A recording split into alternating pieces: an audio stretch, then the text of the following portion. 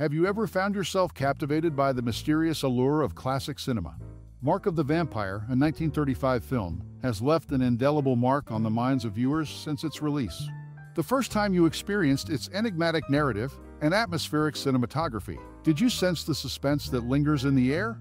As we delve into this cinematic gem, we invite you to share your most cherished memory or personal experience associated with Mark of the Vampire. Perhaps it was an eerie late-night viewing that etched the film into your memory, or maybe a shared screening with friends added a layer of shared fascination. Your stories and memories are valuable, and we would love to hear them in the comments below. But before we uncover your tales, let's set the stage with some random facts about the show. Mark of the Vampire, directed by Todd Browning, seamlessly blends horror and mystery, inviting audiences into a world where supernatural elements intertwine with a gripping plot. The film features a cast of skilled actors, each contributing to the film's haunting ambience. Now, think back to that moment when the shadows on the screen first caught your attention. How did Mark of the Vampire leave its mark on you? Share your anecdotes, reflections, and thoughts in the comments below. Your connection to this classic piece of cinema is a unique thread in the rich tapestry of its history. And there you have it, the timeless intrigue of Mark of the Vampire, an experience that transcends the boundaries of its release year.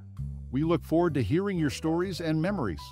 Share away and let the cinematic conversation begin. Mark of the Vampire, a classic horror film released in 1935, directed by Todd Browning, remains a cinematic gem known for its eerie atmosphere and unexpected twists.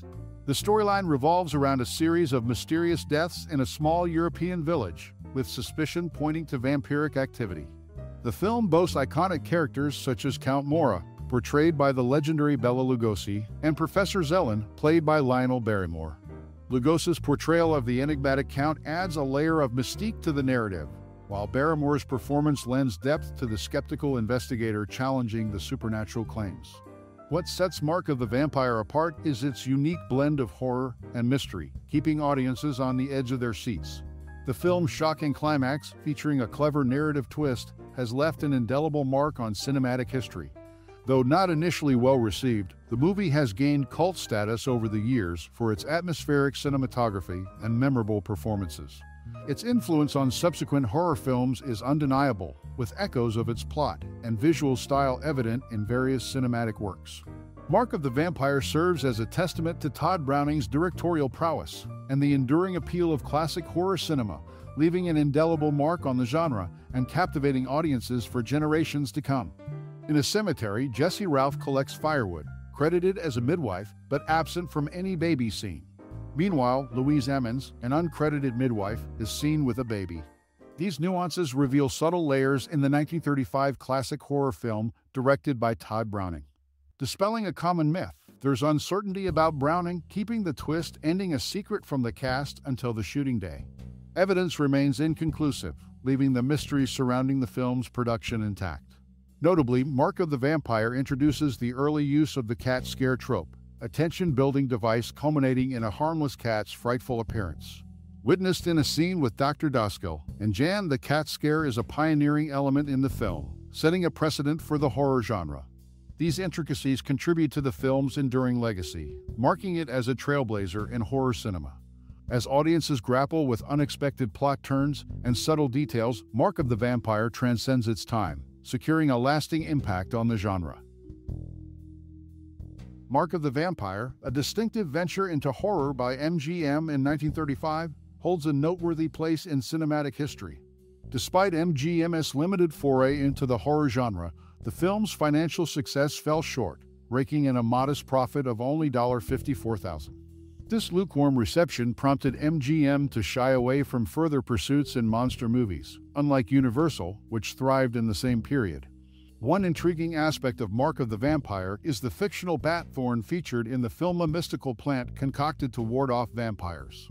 Interestingly, this fictional element bears a resemblance to wolf's bane, a real and highly poisonous plant that found mention in earlier horror classics like Dracula and The Wolf Man.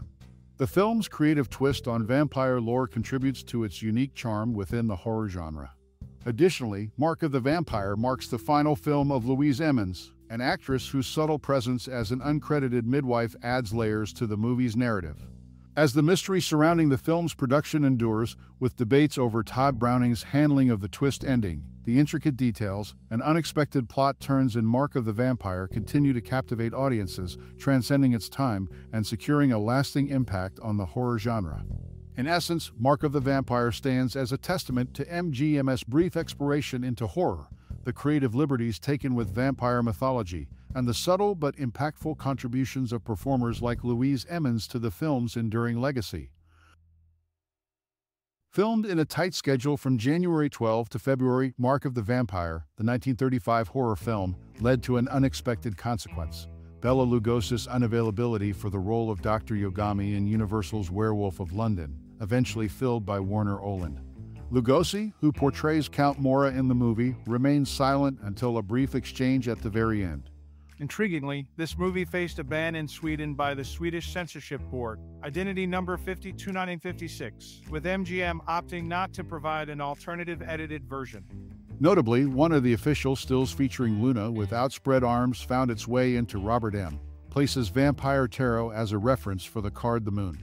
These behind-the-scenes details add layers to the enigmatic nature of Mark of the Vampire, showcasing the unintended impact it had on both casting choices and international reception, making it a fascinating study in the history of horror cinema. In 1957, Mark of the Vampire took an unexpected turn in Chicago, premiering on October 12. This revelation, according to Old TV Guide and Chicago Tribune Records, sheds light on the film's enduring legacy and unexpected resurfacing. The city's role in the movie's history adds a layer of intrigue, marking a significant point in its post-release journey. Further accentuating the movie's international impact, re-releases in Spain, specifically in Madrid and Barcelona, featured subtitled versions. This detail underscores the film's transcendent appeal, reaching audiences beyond its original release and language barriers. The subtitled screenings abroad contribute to the broader narrative of Mark of the Vampire's influence on global cinema. Equally noteworthy is the feature film debut of Carroll Borland, a pivotal moment in the movie's casting history. Borland's introduction to the silver screen in Mark of the Vampire marks a crucial milestone, setting the stage for her future contributions to the film industry. This debut becomes a significant chapter in the broader context of the movie's cast and its impact on the careers of those involved. In conclusion, Mark of the Vampire's journey extends far beyond its 1935 origins. From its unexpected airing in Chicago to subtitled releases in Spain, and the notable debut of Carroll Borland, the film continues to weave a rich tapestry in the history of cinema, transcending both time and borders. As the curtains fall on our cinematic journey through the enigmatic tale that unfolded in the 1935 classic, it's not merely the shadows that linger, but the indelible marks left on our minds. The haunting allure, the suspenseful dance between light and darkness, these are the threads that weave a tapestry of memories around Mark of the Vampire. Take a moment to traverse the corridors of your own cinematic labyrinth. What echoes of this mysterious masterpiece reverberate within your soul?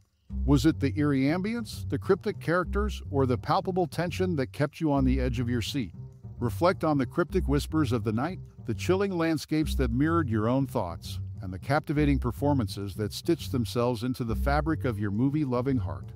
As we stand at the crossroads of nostalgia and fascination, let your thoughts unfurl like the tendrils of ivy, embracing the essence of Mark of the Vampire.